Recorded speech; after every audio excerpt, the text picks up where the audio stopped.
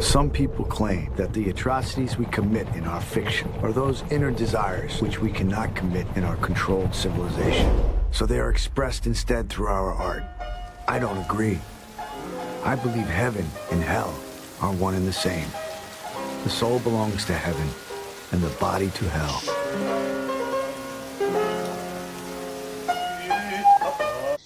Welcome back to the Blasphemous Cinema Podcast. I'm your host, Jake, and with me today is, of course, my trustworthy co-host, Addison. How are we doing today, Addison? I'm doing good. How are you? We're doing good. I have, as you've seen, I need to say I have discovered Gold Peak has done a zero sugar sweet tea, Oh, and it's unbelievable. well, down here in the South, we don't drink zero sugar sweet tea. You drink full-on sweet tea. We drink sweet tea. But I'm just saying, this is a great alternative. I mean, that's probably for the better. Avoid kidney stones and all that shit. Exactly. Yeah. But we are here. Well, what are you drinking? Water. All He's trustworthy. Hydrating like a good boy. Yeah, H2O. Yeah. God's And also our viewers can see a little someone in the background right now. Luna. Luna. Luna. Look. Hey. What's up, Luna? She looks horrified. Yep. Give a wave. No? Okay. That's fine. We are gathered here to discuss a Christmas movie. We didn't know it was a Christmas movie when we first got into it, but we're here we're gonna stick it to the Christmas faith and discuss Calvaire, which is a 2004 psychological horror film, technically French, part of the French extreme movement. I've heard a lot of great things about this, and that it was just kind of like one of those gems of that movement. I think that movement too. I would assume so. Yes. Is that kind of the same time, right? Yeah. Yeah. Okay. So going into this, I was pretty excited. It's kind of like a hostage person gets taken hostage situation and, torture whole thing. And coming out of it, it was a interesting experience. In my opinion, it doesn't pale it pales in comparison to some of the other French extreme movies that we've seen and discussed so far. But I don't think it's a bad movie. No, I don't think it's bad either. But I did just rewatch Texas Chainsaw Massacre in 4K because you told me to rewatch it. Yeah, what is your opinion on the Texas Chainsaw 4K? It looks pretty good. I thought it looked great. There's that shot of the moon. Oh yeah, I remember that. I saw that in 4K. I was like, wow. Yeah, I still think like yes, you watch it in less resolution to feel a little bit more dirty, but I still think the transfer was good. I don't know. I mean, I think you can make a case that some movies are better in. Yes, and Texas Chainsaw is one of those movies for sure. Yeah, but I'm glad I own the 4K, and I think the 4K is fine. So fuck you, Luca. I have the 4K steelbook, and it looks so cool because it's the original poster and it's all white and everything. But I was gonna say I just rewatched that movie, so then watching this, I was like, this is like a worse version of Texas Chainsaw Massacre. Yeah, we have a lot to like. This movie is kind of like taking from a couple of different movies. For sure. We've got a little big Texas Chainsaw vibe from this. Texas Chainsaw, a little bit of Psycho. Yeah, I could see that too. So essentially, we're getting this this French film directed by a Belgian director.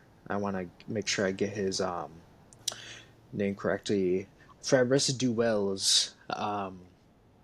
And yeah, you're kind of getting some seeds of Texas Chainsaw, some seeds of Psycho. That is incredible.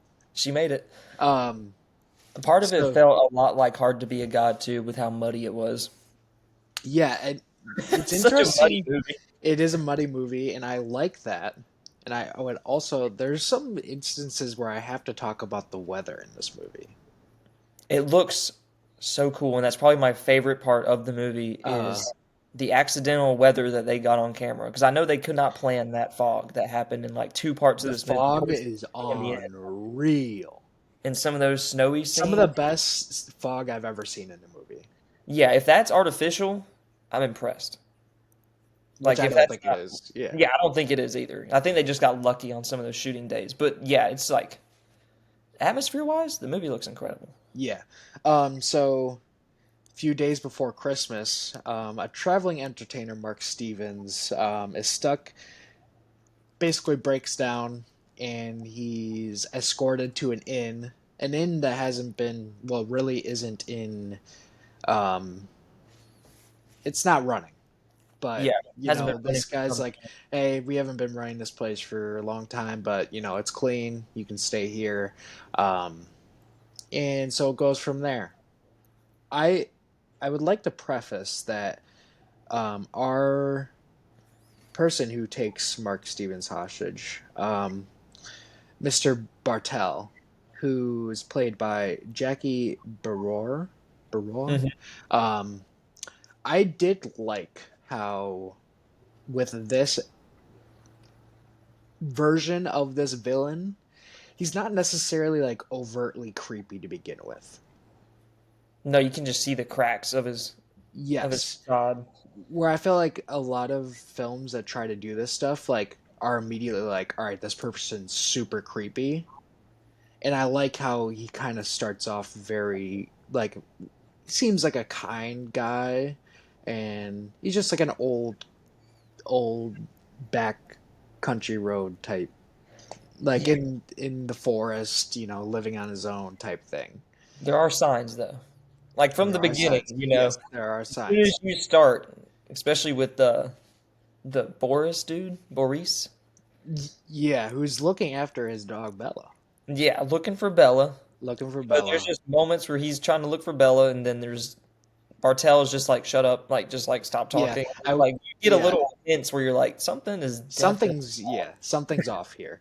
Um, so we're introduced at the beginning of the film to our entertainer Mark Stevens, who's doing a an entertainment performance. He's a singer, and he's doing it at this like I think an old person care facility, yeah, I think so. and it just you get a whole musical number essentially of him performing the song, and afterwards one of the older women who is like watching, but like she has like no emotion throughout the entire time. And she comes in and like she's like, I we love you, I love it's the highlight of the year when you're here.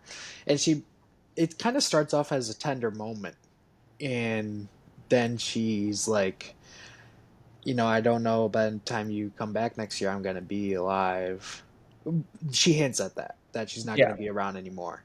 And he kind of reassures her or whatever. Then she grabs his hand and puts it to her pelvic area. hmm And I was like, oh, okay, okay. And so I was like, all right, we are in the French extreme movement here now. We are here and we are set. Grandma Um, shoots her shot. and exactly. And well, he just doesn't, he's just in shock. And she realized, she immediately becomes embarrassed and shamed for what she did, and she basically starts cursing at herself. And so as he's leaving, we realize that he has an effect on everyone here. Yeah, apparently. I guess these people love Mark Stevens. The woman that sees him off doesn't do necessarily to the extreme of what the elderly woman does, but she's like insistent, like, I need to ask you to. She can't just like hug him and like see him off. Like she's like, I need can I give you a hug? I need to hug you type thing. And Yeah, he doesn't know how to react, really. He's like, I'll do that. Then you see the old woman in the window, which is pretty funny.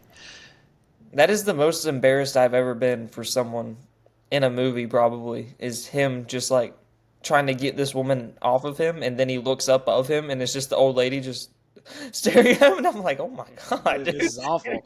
It's in Yeah. the car, and the car won't start. Yeah. The whole time, Um, I'm just, woo. I, and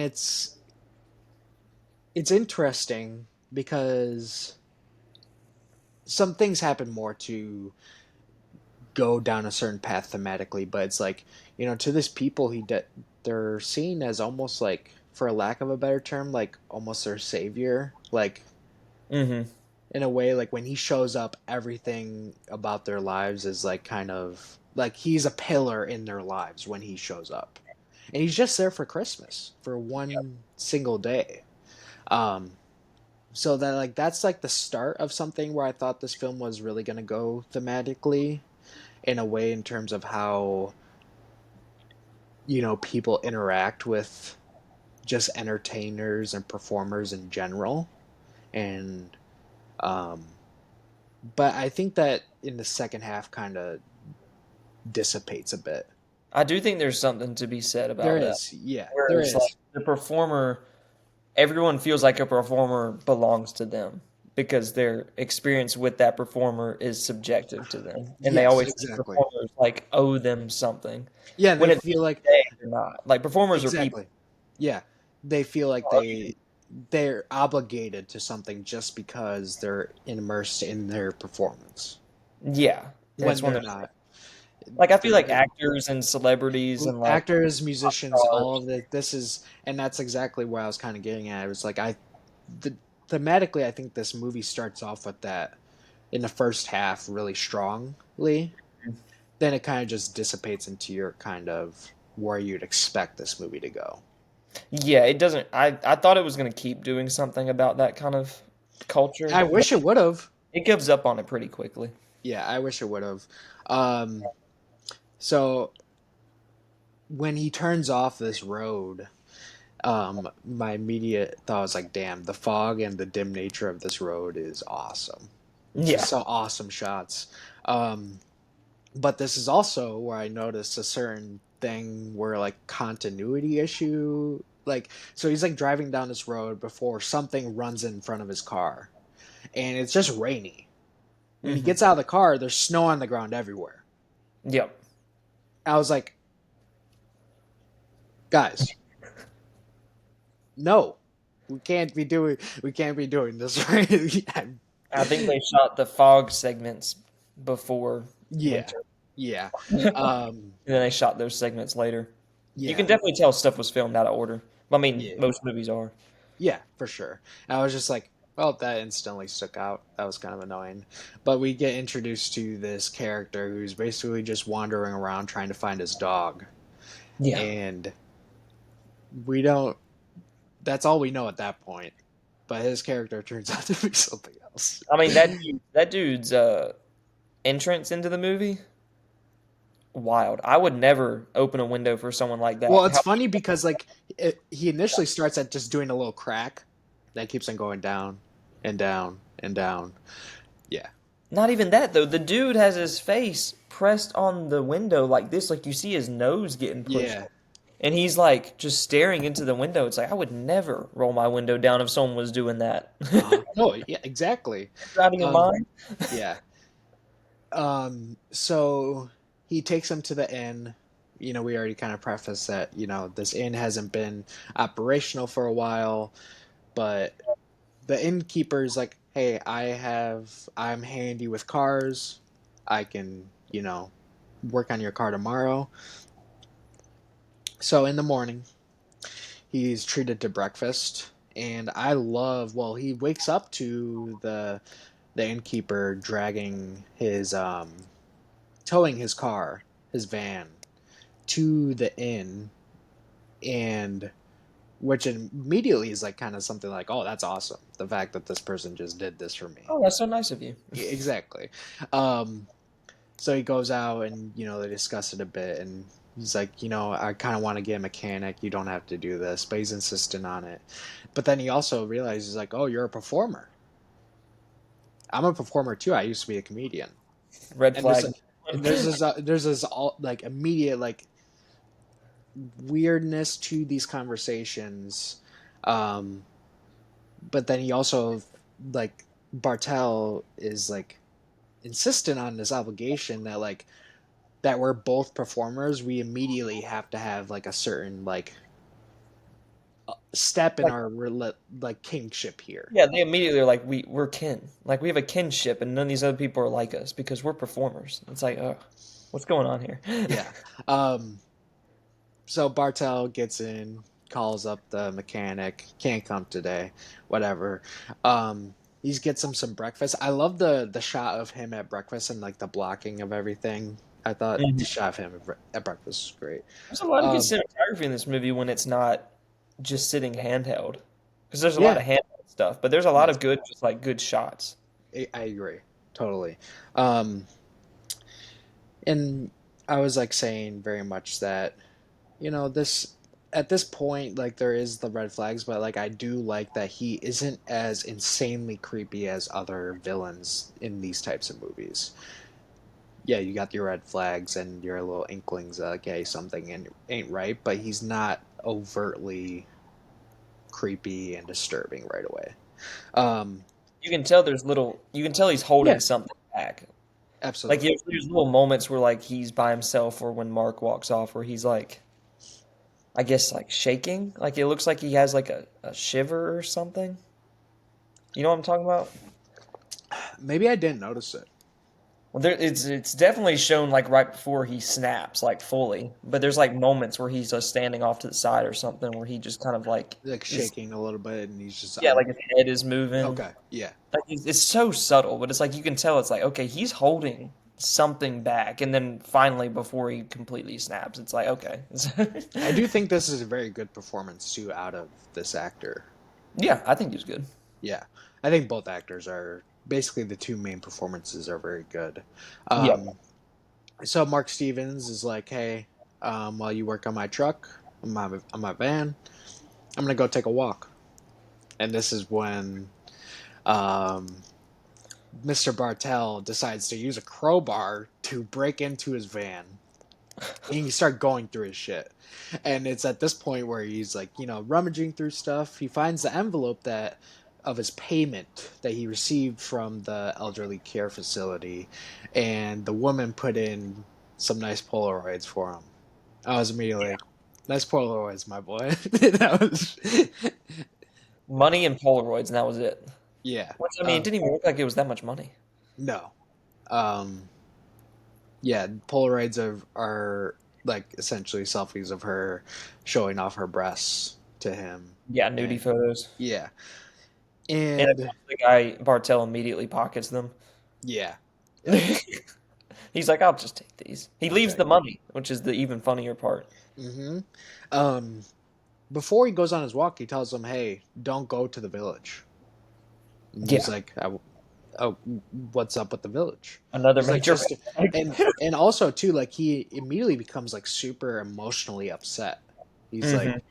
and he's like, "Fine, I won't go to the village." And he doesn't go to the village, but he stumbles upon something, and this The is villagers. the villagers in a broken down barn. Basically, you got like four of them standing around someone who is getting his dick sucked by a cow. He's like sodomizing an animal. Bestiality, for sure. Wild. Yeah, that was. I was like, okay, we are now in the next step of French extreme movement here. Immediately Yeah, in the shower after that one. yeah, that was pretty rough, Yeah. especially the animal sounds too. It is not an easy scene to sit through. Mm. Um, so Mark gets back and no update from the mechanic. We got, all right, well, we'll figure it out tomorrow. Mechanic will come by tomorrow. You're going to get some vintage Bartel cuisine tonight. Um, so you get this very, I think, one of the best scenes in the movie.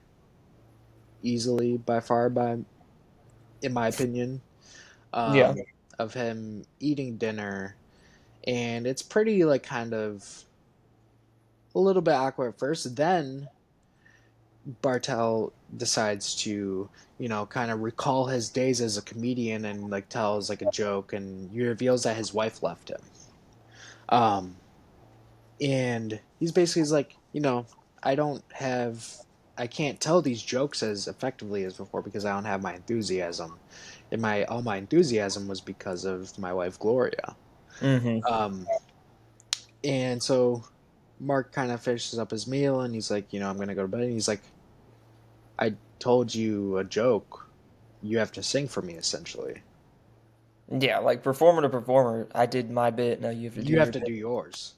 And he like says a couple lines, and he's like, "No, do the whole song for me, essentially." And he does. And it's very interesting the song that he chooses Yeah. because it's not the song that he performs at the beginning of the movie. Mm-mm. It's about a song of a man basically saying, "I'm not as suitable for this woman because of her beauty and all that stuff," and Like I'm not basically, worthy of you. yeah. And it ends, and like, he does like a clap, but I was like immediately, I'm like, interesting choice here. You're like, things are just not well, and you decide to do that song choice is very interesting. But also makes you think about, is that how he views the lady at the nursing home?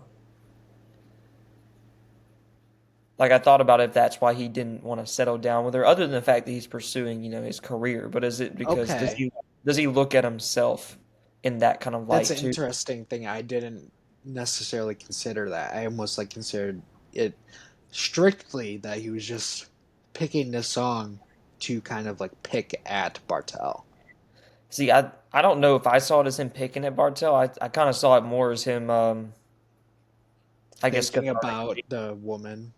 Yeah, it's kind of like he's scared of like commitment, and that was kind of Uh, what I saw the song as. Like that was like his okay. cathartic release, the only place that he could probably Yeah. perform that and not have to worry about thinking about the repercussions of it. Because if he It- had sung that at the yeah. nursing home or something, imagine her coming. Imagine how, like, yeah, one, all the other women too.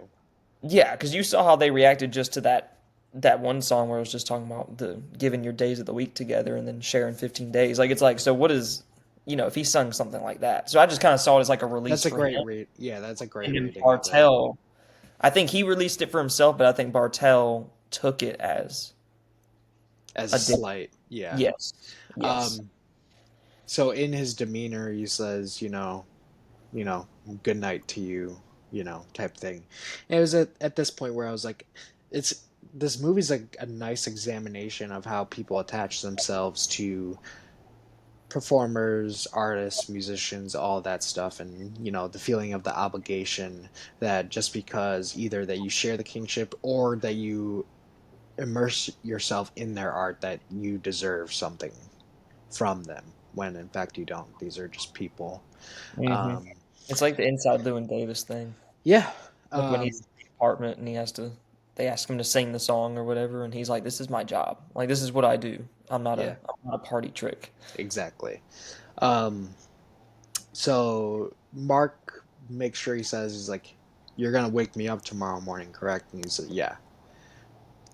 Of course, wakes up. He's not awoken.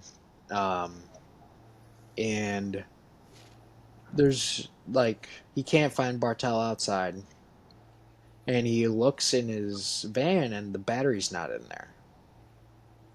And he also decides to go into Bartel's basically room, which is in another building.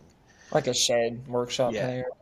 And he discovers like a couple things where one, he stole the Polaroids, um, His phone too, the his cell phone. phone, and at this point he's also realized that the phone is not hooked up.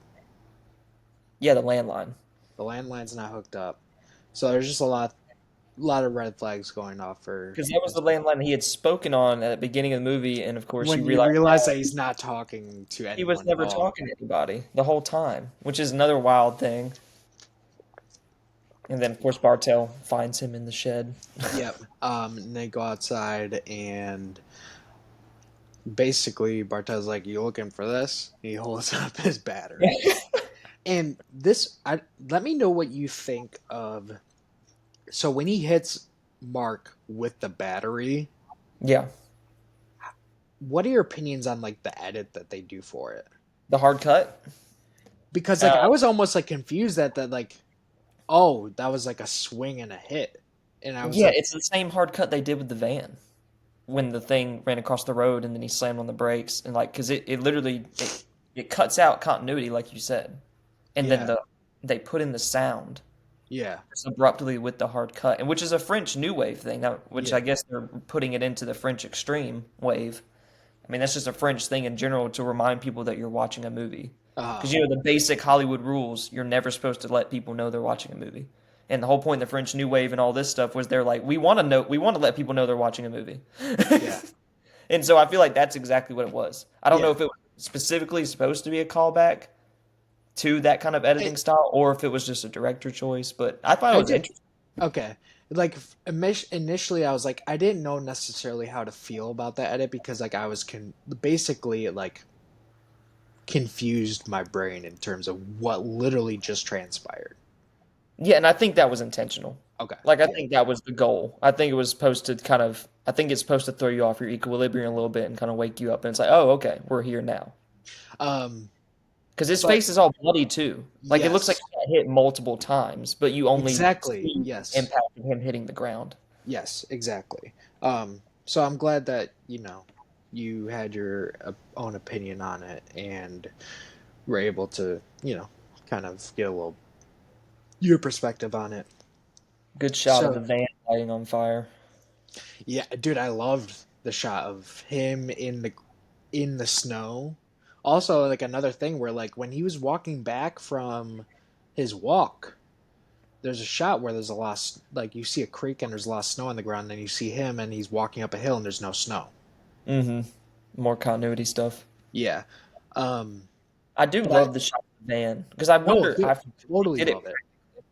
like it looks like they did it practically, but I can't tell if they like shot it two different times of him just laying in the ground and then Mhm. the van being lit on fire with the Uh same angle and then just superimpose the shots, or if he actually laid on the ground next to that van while it was blowing up. Because that is, I gotta say, that's pretty brave of him. Because they have no idea how far out those fires would go when it yes. exploded. Yeah. Yeah, I thought that shot it was particularly incredible, and especially since there's snow on the ground, it looks even better like that. It looks like a crane shot. Like it looks like they go Yes. in when he Yeah. throws, and then it Yeah. pulls back Yeah. out. It looked good. I was like, Yeah. that's pretty cool. Yeah, I've been like particularly kind of I mean, I just saw no other choice. So, and like Park Chan-wook likes to do some interesting stuff with the camera and everything. So, it's like that those camera techniques are like kind of fresh from my mind. So, I was like I liked that like crane thing that they Yeah, did with that shot. yeah. Park, he's very technical. I'm Yeah. always impressed watching any of his stuff. Absolutely. Um, so then we kind of get into a little bit of a psycho bit here where he decides to dress Mark up in his wife's clothes. Which this is something I wanted to throw out to you because I was Okay. thinking of this while I was watching it. I don't think there ever was a wife, Ooh. and I don't know if you noticed, but when he asked him to sing a song, there's a Uh, picture above him, and it's a bald guy. yes. It's a man, and then when he was dressing him into the dress and shaving his head, the same picture was on the dresser, bald Yes. guy, and I was like, is that Gloria? So, Is that like the so other? do you think that him, including the villagers of what we kind of gather at one point, that basically he had a relationship with maybe a potential like person who's like kind of like cross-dressing as a woman? I don't know if it was someone who was cross-dressing or if it's a cycle where he continuously Brings kidnaps people. people and they are always Gloria, but there was never an initial Gloria. Gloria. Or I feel like, or there was a dude, like a guy who was his partner and would dress up with him, just like they call the cows dogs. Like I feel like there is Yeah. something going on there where they all have this massive delusional state where Yeah. they're calling things that aren't things, like dog tooth, like a flower is a zombie. Like Yeah. no, like Gloria was never Gloria. I feel like it's Yeah, one of because their you don't see anything about Gloria like picture wise or anything like that. yeah. And I doubt there was ever a woman in this village. Like that is kind of the point where I'm at, where I'm just like I don't think there's ever been a female here. And I do think I really like the idea that like you can kind of draw two conclusions from this, where like there's a possibility that he has been basically kidnapping people and taking them hostage and making them Gloria, or he potentially had a partner and then he's been trying to you know do that Yeah. ever since.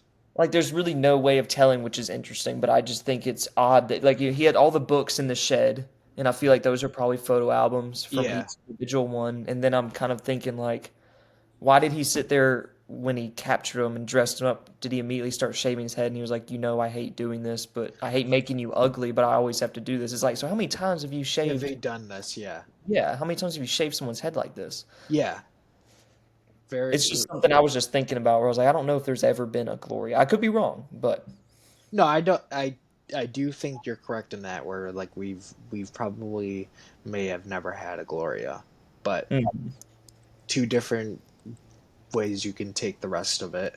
Um, so he's dressing him up as his wife, shaving the head and everything. And then you get this interesting.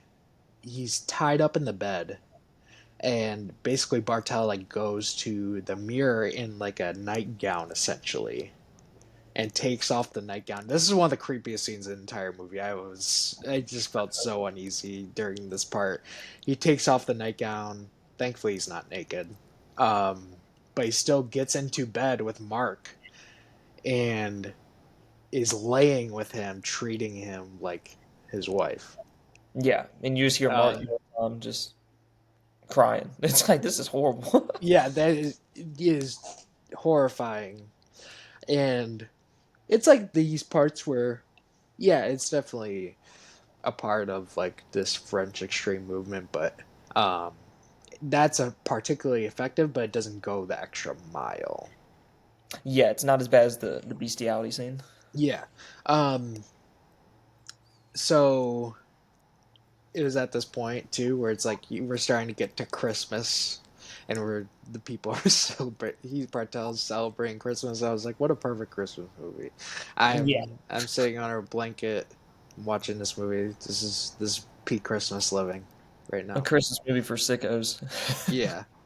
Um, Yeah, and he has to go get a tree. yes, I. So he puts him on the back of his tractor. Like they're gonna go on a trip, and I love that. Like they're going to chop down their own tree for Christmas. He's trying How to make like, incredible! As a family, this is incredible. And Mark runs away.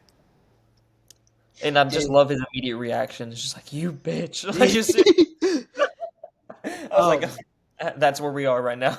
also, too, before they leave to go get as they're leaving to get the tree, I love how I was laughing so hard when he's doing like the carnival noises. Yeah, he's like it's a Ferris wheel. I was laughing so hard. That was a great bit. So yeah, Mark runs away, and oh, Mark, you run into a trap, and our other character in the middle of the night stumbles upon him, still looking for Bella. Oh, Boris, just Um, yep. Now, try to tell me if my memory is correct. Does he go to the village before getting Mark back, or no? no. He Okay. goes to the village after he gets Mark back because Boris keeps petting him and laying on the ground with him, and then he E- keeps telling him to untie him, and Boris won't do it, so then he bites his leg, and then he starts going like, I'm sorry," and Boris runs away, and then, of course, he comes back in the morning with Bartel, Yep. And Bartel takes Mark, and then Bartel starts telling Boris, like, you'll find Bella. Just be persistent. Keep looking. You'll find it. But thank you for giving me my Yeah. Gloria back. And then Yeah. I think that's when he goes to the town finally, when he's taking the shots, and that's the moment Well, where you really see him breaking too. yeah. When he's taking those shots. When he gets Mark back, he crucifies him. Yeah, another good Christmas tradition happening. Yeah. I didn't expect that he was going to crucify Gloria as Well, a person. I kind of thought it was going to show up just because when you rent it on iTunes, that is Well, the cover. yes, the back. Yes, I did, but I was just like, I still like didn't like I couldn't believe that we're actually crucifying him right now. It is wild, and I Yeah. do think that might be a little bit left, or like the last bit left of the performer analogy, Uh, where it's kind of like, if someone doesn't do the performance that you want for them exactly how you want it and how you're you gonna really do crucify it, them. you crucify them because he wants him to be Gloria so bad and to put up the part and do everything for him. And as soon as he runs away, it's like, we're going to crucify you now. That's And I feel like that is, I didn't think about that, but that's phenomenal, and I totally agree. I think that's the larger metaphor, but I think that's the last time it's The in play. last, The rest yeah, of the movie. but we do get like the statue of Jesus being crucified in like the marsh. Towards the end, that's true. Yeah. That's true. But that's just like almost like a callback to him being, Yeah. it's not necessarily like too thematic. I don't know. It is and it isn't. Um, so he goes to the village. He goes into the bar, and you see the villagers who were sodomizing the cow earlier. Um, and he asks for a beer, doesn't get one. The guy walks up, 2 beers, immediately gets them. He's like, I asked for a beer, gets his beer, and he walks in with a shotgun, and he tells everyone, "That's my Gloria. You're not going to get in between me and my love. Essentially, leave us alone. If you come on my property and sneak around, there's going to be problems." And This is another reason why I think there was never a Gloria, because uh, I think the only reason he doesn't have Gloria anymore is because they either killed his last one, or they took, or they took him, or he got away and they killed him because they caught him somewhere uh, else. Like, I think they are the reason that there's not the Gloria around from the last time. mhm. And I think that's why he was like taking those shots and building up the courage to go to the village and talk to them. And that's why he was so emotional about telling Yeah. Mark not to go to the village. Because I think they're the ones who killed the last Gloria. Uh, Probably. so after he leaves, um, basically two of the villagers kind of look at each other and they give each other a nod, and one of them goes over to the piano and starts playing on the piano. And you get one of the most insane segments of the movie here. Honestly, probably my favorite part of the movie, or at Okay. least my favorite directed part of the movie, Uh, is how it was edited with the piano being played and the guys standing up and dancing, and it looks like a very hellish ritual, and then you just have the ringleader just sitting at the table not dancing at all. I was like, yeah. I really like the way this scene is directed, and I like the way that piano sounds. Yes, I agree. I love the Very way the sinister. piano sound. Yeah, and it's like also too. I think the way that they dance goes into what you're saying, where it's like kind of ritualistic, but it's also I feel like very emblematic that they don't have women in their lives. Like Yeah, they don't know how to dance, but this is just like basically their bodies guiding them to how they think they should be dancing there's like almost. no rhythm, no Yeah, control, no they're sense of just partnership, yeah, no nothing. yeah, It's very exactly. hellish, Yeah, very ritualistic. yeah. Um, so after this, Mark's having almost kind of Christmas dinner with Bartel. A great shot too. The cinematography in this dinner scene is actually really Yes. cool Yeah. with the lone Christmas tree in the background. It kind Mm-hmm. of felt very Eyes Wide Shut ish, Uh-huh. like how you have that one lone Christmas tree in the apartment, and then this one you have that one small tree behind him while he's trying to Yep. eat, and he Yeah. looks just destroyed. Yep. And basically, the village just decides to commit a little raid to get Gloria. Well, no, it's because Boris took their cow. Oh, dude, I forgot about the cow. Because Boris shows up and he's saying he finally found Bella. Bella, and it's the fucking cow that they were fucking In the cow. sodomizing Yeah, that they were earlier. sodomizing. And they were just like, we're all a family now. And then that's when Bartel starts crying. He's like, this is a Christmas miracle. Like, I have my Gloria and you have your Bella. And they're just sitting there. And then that's when the gunshot goes through the window. Dude, and just kills insane, Boris. insane. That was awesome. And I love that. I love that shot. Because first of all, I just thought that was cool that he just got shot through the window. Yeah. And then I loved how he's on the ground and he tries to grab Bella and the cow just kicks him. Yes, dude, I was about to say, like, one of my notes is like the cow kicking him was phenomenal. I was like, I love that the cow kicks him away while he's bleeding out on the ground. Yeah. And that was like, I was like, oh, okay, so they're going to kill him for talking to him about the town or talking to them in the village. And then they all break in there. And I was like, oh, they're here for the fucking cow? And That we're was gonna their ta- cow? yeah, and we're gonna take Gloria too, and we're gonna, do the things that you would probably expect this fucking insane group of villagers who are Another reason why I think they killed the last Gloria. Because he was talking, because that other guy, the leader, Mhm. was also asking Gloria why you ran away. Yeah. It's like, did we not share something? So I'm guessing there was something going on within the village, like some kind of affair or feud between whoever Gloria was. Still don't think it was a female though. And then Yes. Yeah. and then that's how all this transpired. There's like a big beef going on right I now. like once another good piece of direction. I like once you get that overhead shot through Yeah. at the house of when everyone is basically in the house, and at this point, like, oh yeah, treat her like a bitch, and they rape Mark, and Yeah. um but that's when kind of some shit goes awry and Mark is able to escape. Well, it's the dude on Bartel. I think on Yeah. the ground shoots Yeah. the gun but misses, but it scares them because I don't think he actually is able to sodomize Mark before that No, happens. He's about he's- to.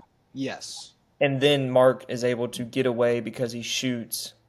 And once he gets out, the guys like grab the cow and grab their tracker pig and start trying to track down Mark. And then the leader of the gang kills Bartel Yeah. on the ground. He shoots him with a shotgun. Also, during the dinner scene, I forgot to mention this too, kind of like drawing your little like parallel between Texas Chainsaw, like the eye shot of like I thought Yes. that was kind of like doing something a little different, but like also calling back to Texas Chainsaw, because the dinner scene also is kind of similar in a way, like family wise Kind of dynamic. homage. Yeah, Yeah. exactly. So Mark escapes and they're chasing him, and just the shot of him in the forest in the marsh.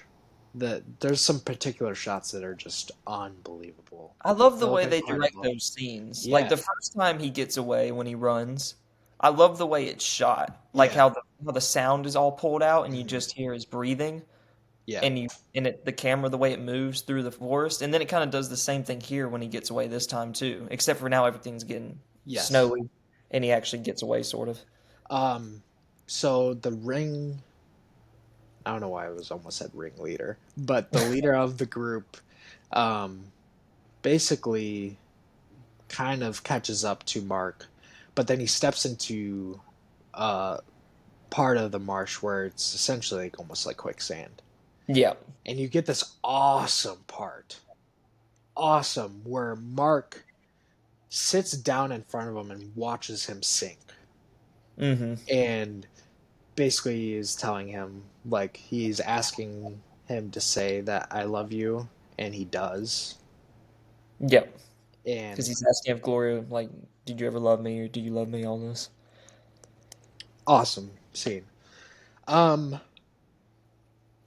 he just, like, the movie kind of pretty much like ends up just like inferring that like kind of Mark just kind of escapes.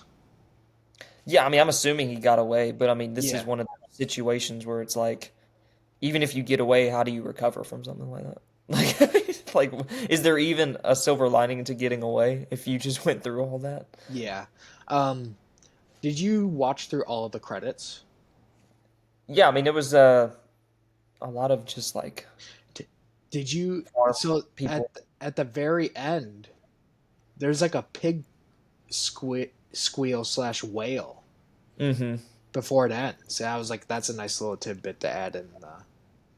Yeah, because you hear that during the cow sodomizing scene also, and then you hear it during Just when when they're when he starts tracking. dragging their pig to track Mark. Yeah, Yep. And you hear but him during the raid and the tracking and all that. And so it's kind of like you don't really know if he gets away.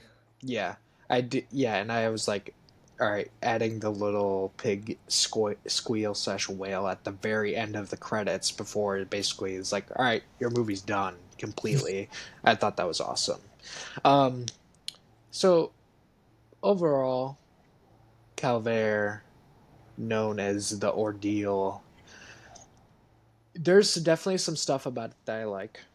I think there's definitely some redeeming qualities and some scenes that are pretty good. But overall, I'm just kind of sitting in like favorable, but not. I didn't necessarily like it too much. Yeah. I mean it's kind of like the Eden Lake situation. Ian Leak is much better, Eden Lake is much better, but it's also one of those things where it's like Eden Lake knew how to end. Like I feel like when you do movies and like this, Eden Lake pushed the envelope too. exactly. Like Eden Lake still didn't have like an optimistic ending or anything, but it's like I feel like if you're gonna do a movie like this, you really have to have an ending that's gonna make it worth sitting through. You know what I mean? And Yeah, I feel like this one just kind of fizzles out. it does. Um, yeah, and I was pretty disappointed that yes, there's some pretty disturbing things in this movie, but I was really disappointed that it really didn't push the envelope in terms of gore or anything like that. Yeah, and I think it's like I don't know, it's just a downfall when stuff like this kind of happens when they have a good premise and good setups and all this stuff that they're playing with, like the idea of performers and everything, and then they just kind of give up on the end. They're just like, yeah, it just ends. Yeah. It's like, well, Um, why yeah. though? So, I'm sitting at a 3 out of 5 on this one. What are you sitting at? Probably 2.5, 3, same range, Yeah. somewhere in there. Um, so for the feature of the podcast, we're going to be a quick turnaround here on our next episode. That's true. We have confirmed a collaboration podcast for the end of the year. Um, I'll save that for full review for you'll see the episode. But collab podcast for end of the year is going to happen. It's going to be awesome. Um, it'll be a fun discussion talking about the best movies of the year and all of our opinions on those movies. Um, but for after that, in kind of like the probably the January range ish, what movie are you gonna pick for next time? I picked Jigoku Oh yes, because we were talking about that, and I wanted to see it. yes, Because what yes. did we watched something else that you told me. Well, we were kind of talking in like the annual October recap. I had watched Onibaba, you had watched Kwaidan, Oh yeah, quite on. That's right. and Jigoku's like in always in the conversation with those three, like in Yeah, those that's why. three. Yeah, so that's awesome. I'm very excited to watch that. Yeah, Great me too. pick. Um, and that premise is a group of sinners involved in interconnected tales of murder, revenge, deceit, and adultery all meet at the gates of hell. It It's a sounds like a very cool premise. yeah, it's pretty well known in terms of influence in J horror circles and stuff like that. 1960 director name is Nakagawa. Not seeing anything else I unrecognized by him, but um, I'm excited to nonetheless. That's going to be a good one. So we have some good stuff lined up.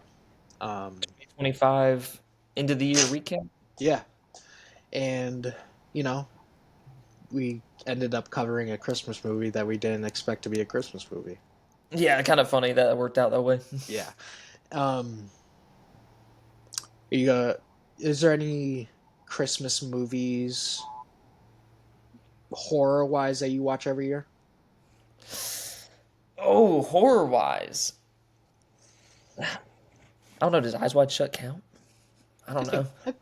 I mean, psychological, like, yeah, it kind of doesn't. Kinda. I mean, I even th- it's weird. Christmas time is very weird because I mean, I don't really have Christmas movies. Like we usually just watch stuff that's what are your came out opinions? around Christmas Yeah, time. what are your opinions on Gremlins? Gremlins is a good one. I do like both Gremlins movies. I think both of those are good. I think the original Gremlins is my favorite Christmas movie. Really. I Yeah, mean, I think my favorite Christmas movie would probably be Die Hard, but I mean, I don't know I if you can make a case for it. I love Gremlins so much, and I think that's legitimately one of the best Christmas movies. I It's funny. It's like when I say that's a Christmas movie, some people are like, "What are you talking about?" I'm like, "Dude, the whole movie is based around Christmas, Yeah, and Gremlins it's is so many Christmas thematics in terms of its storytelling and like character arcs and everything like that." So I was like, "Have you not watched Gremlins?" it's definitely a Christmas movie, and I think a case can be made for Robert Eggers' Nosferatu Being as a the Christmas movie. It was Yeah, released in December, and Christmas does happen in the actual movie. I yeah, think right before Aaron Taylor Johnson's yeah, family gets killed. So I yeah. mean, it's like, yeah, I think Nosferatu might be my Oh, pick. people are already treating that as like I'm gonna watch Nosferatu every year. Yeah, that's a good Christmas pick because I mean it came out in December, so I kind of know. So Gremlins is always watched for me, but um, kind of I think starting last year or the year before that, I think it's happened 2 years already. This is gonna be the third. I watch Black Christmas every year now. Black Christmas is The another OG good. Black Christmas is so damn good. Yeah, Eh, OG Black Christmas is very good. Then I have been doing Eyes Wide Shut. I don't know if I'm gonna do it this year, um, but I also think I might end up rewatching Terrifier 3 as well. Terrifier. Yeah, I guess Terrifier 3, definitely for sure. That's a good Is little. it is a Christmas movie. I mean, it is technically also a Christmas movie. That is my favorite Terrifier movie, so Yeah, same here. Yeah. that's a Um, good little pick right there. but yeah, I've been kind of watching a lot of winter-esque movies. I watched The Hateful Eight, Yep, watched Fargo. Um, The Shining is a good winner, oh yeah, and yeah, they're actually re-releasing that in IMAX in my they theater. are. Yes, December So, 12th. Um, yeah, unfortunately, I don't think I'm gonna be able to make it for that one. Well, maybe I will. Maybe. Um, I always wanted to see it on the big screen because that's one of Same. my I all-times. have seen it on the big screen, but I have not seen it in IMAX. I just feel like that would go crazy in Oh, IMAX. the That score. opening score in IMAX. I mean, that's like automatic one of the best movie experiences of all time, just off of that. Yeah, I love The Shining. Yeah. It's a must. Um. But yes, so we will be back like almost 2 weeks time, Yep. middle of December to discuss the best movies of the year, with some buds. And yeah, thank you guys as always for watching and listening. We will catch you guys next time. Peace. Peace.